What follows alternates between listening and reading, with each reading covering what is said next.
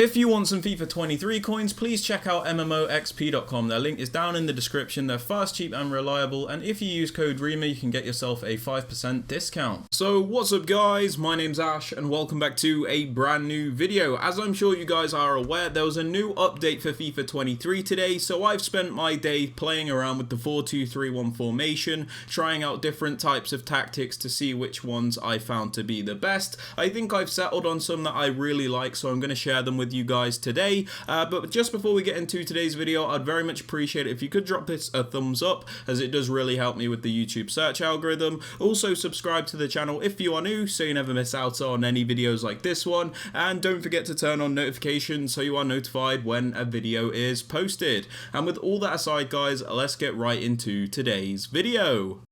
Okay guys, so starting off with the custom tactics. For the defensive style, I like to use balance. This is always the same for me. I did try using the pressure tactics after the new buff to them, as well as the nerf. It was kind of weird. They got more balanced out, and I still don't really like them. I like having control over my defense. I like to manually press when I want to, and then be more conservative when I need to be. But if you guys want to use pressure tactics because you're more comfortable, that's absolutely fine. But I do suggest getting used to balance, as it does make you a better player. For the defensive width, I'm just using this on 40 at the moment because you still want to primarily defend it in a narrow manner, and just lowering it from 42 to 40 has just made it feel slightly more compact. I don't know, it might just be me, but you know, I've been enjoying having this on 40, but if you want to tweak this, that's completely up to you.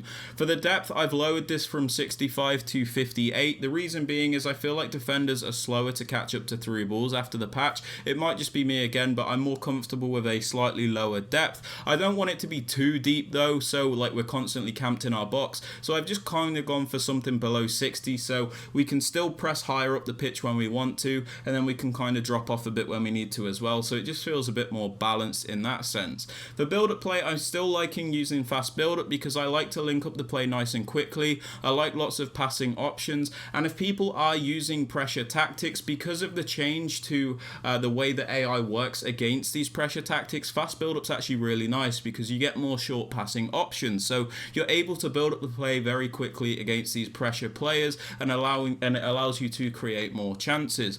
Now for chance creation, as always, I still suggest using direct passing because I just think it is the most consistent. If you look at the diagram in the bottom right hand corner of the screen, you can see it's the only tactic which actually allows your players to move through the defensive line and actually create chances. If we look at something like balance, you can see they don't really move around that much, they don't bother the defenders, so I do suggest using direct passing as it is easier to create chances. Now for attacking width guys, I've actually lowered this to about 35. The reason for this is it is a narrow formation and I'm really trying to utilize that. The 4-2-3-1 also does have a bit of natural width with the 3 cams, so you can actually get away with using a lower width because it still can feel like quite a wide formation at times. So I've just lowered this to 35 so our team's a bit closer together and it is easier to link up the play, especially with the fast build up setting. So yeah, I've been really enjoying this. It's allowed me to do like more quick short passes, but if you're more comfortable with a higher width, then go for that. That's absolutely fine.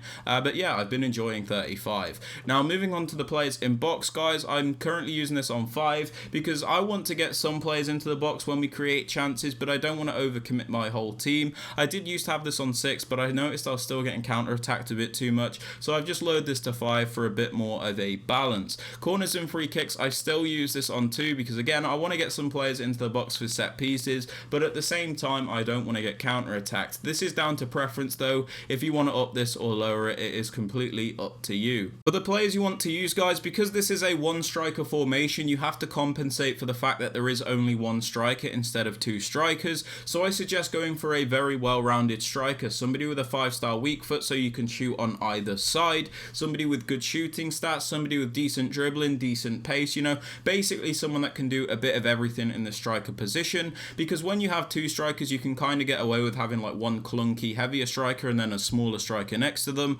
but in a 1 striker formation you kind of need, you know, this player to do a bit of everything, otherwise you might struggle a little bit, so just go for somebody nice and well rounded. Now in the wide cam positions you kind of want to go for winger players, somebody that's quick, somebody that can dribble, cross, you know, even shoot, somebody that might have skills like Di Maria, you know the types of players you should be using in in this position. You know, those technical, speedy wingers that you need to really exploit the space. For the cam, I suggest an agile player, a technical player, and an added bonus you can get is somebody with a high work rate. So like Phil Foden, Bernardo Silva, somebody like that. They do work really well because of their movement. You really need a cam that has good movement, otherwise you can struggle. It's down to preference what kind of player you use, but I really suggest experimenting with different cams, because when you find a player that you really like, it is very noticeable how much better this formation is.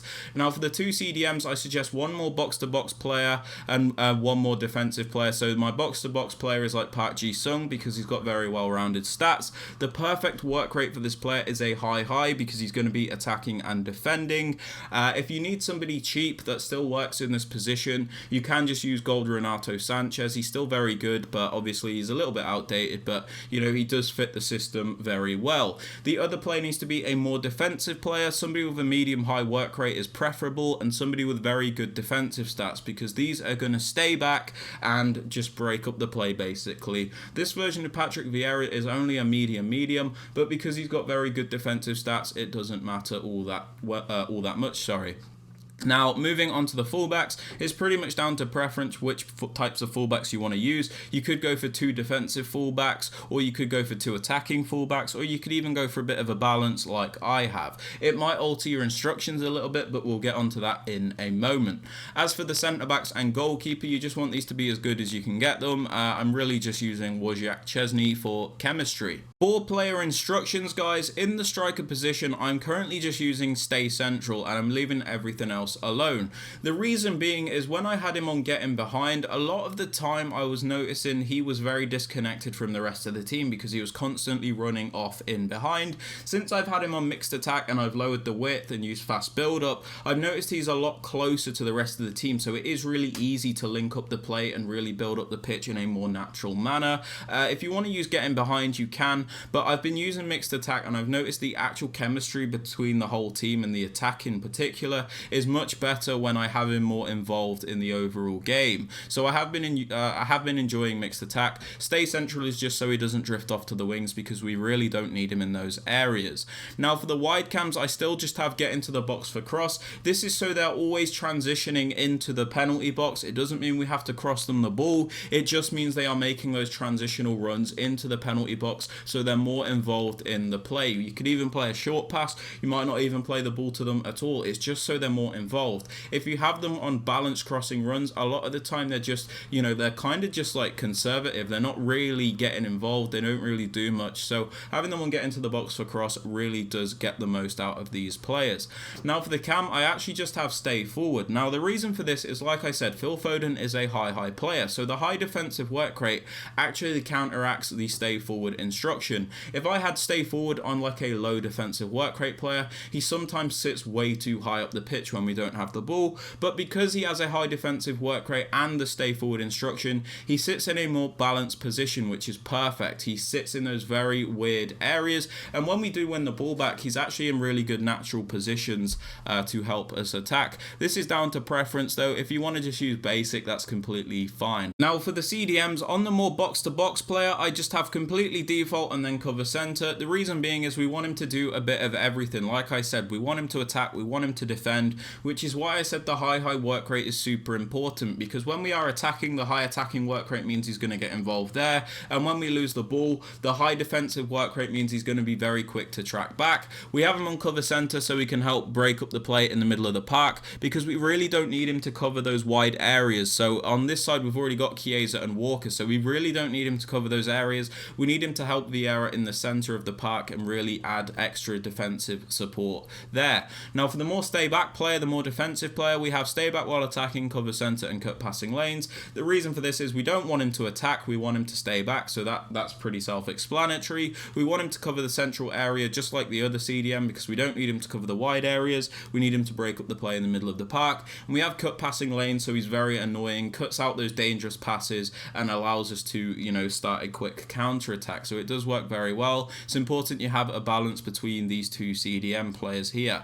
Now for the fullbacks, like I said, said, I have a more attacking left back and a more defensive right back. So on my more attacking player, I have balance, attack and overlap. This is so we can add extra width to the formation because we do have quite a low width and it really does help stretch out the opponent. The overlap instruction means we do get the extra width because if we have inverted, it doesn't really add any width at all. So we have overlap so we can really stretch the opponent as well as still having a narrow attack, and we have balanced attack so he does join the attack.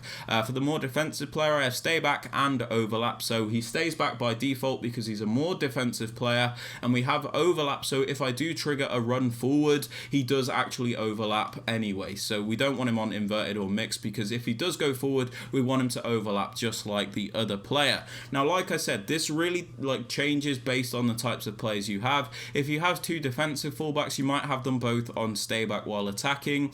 If you have two attacking fullbacks, you might want to have them both on balanced. But like I said, because I have one more attacking, one more defensive, I kind of go for an attacking left back and a more defensive fullback. But yeah, they are my custom tactics and player instructions for the new patch on FIFA 23. If you have enjoyed this video or found it useful, I'd very much appreciate it if you could drop it a thumbs up. Subscribe to the channel if you are new so you never miss out on any videos like this one, and don't forget to turn on notifications so you're notified when a video is posted. And with all that aside, guys, I hope you have a fantastic rest of your day and I'll catch you all later. Peace.